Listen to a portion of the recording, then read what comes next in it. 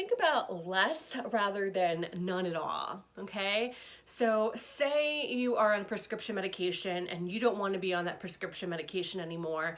Instead of just not taking it, think about weaning yourself off, right? Because you don't want to put your body through shock. And so that's like anything that our body is addicted to or has a habit with, okay? Coffee, sugar, dairy, alcohol, drugs, cigarettes, and even things like gossip or, being on the phone too much. There's a lot of things that our body is used to doing something so much.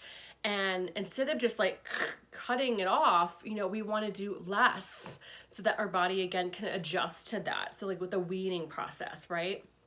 So, like we all have a vice. We all have something that we're addicted to, and we want balance within our life. We don't want too much of anything.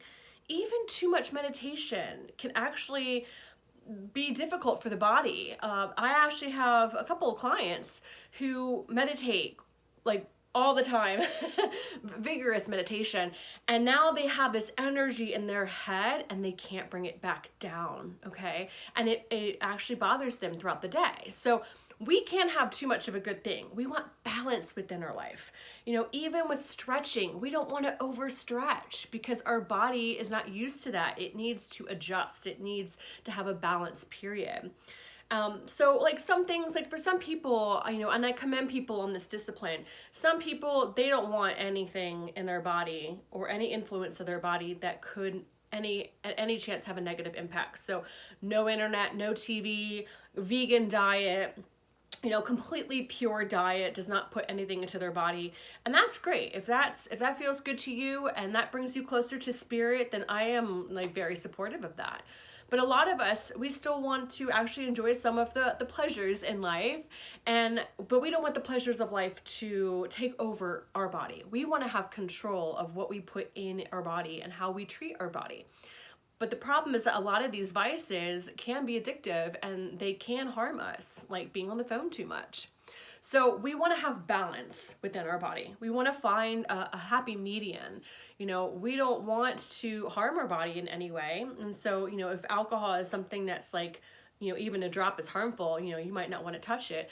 But if you want to add alcohol into your diet or into your, recreational activities, if you will, you don't want to drink, a bottle of wine every night. That's harmful for the body. You don't want to do that. So you have to think of some sort of regiment if you're going to enjoy it on vacation. What does that look like for your body? For the phone, for being on the computer. A lot of people complain that like, I don't know how to get off the phone because I work on the phone. That's how I, live my life. So some people I know, they actually will just turn off their phone at a certain hour at night, or not have their phone at all on Sundays.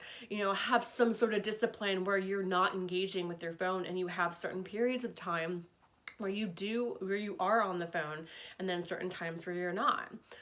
For me, for coffee, I only have coffee on the weekends. I don't have it during the week, which, could sometimes be difficult because I really like coffee. But, substitutes are always helpful, having a chai tea or just regular tea instead. So finding some sort of discipline to find balance within your life. Sometimes it's just have less of that thing rather than none of that thing. And, maybe eventually you will just completely quit the coffee or whatever it is. And if that's your goal, then go for it. But,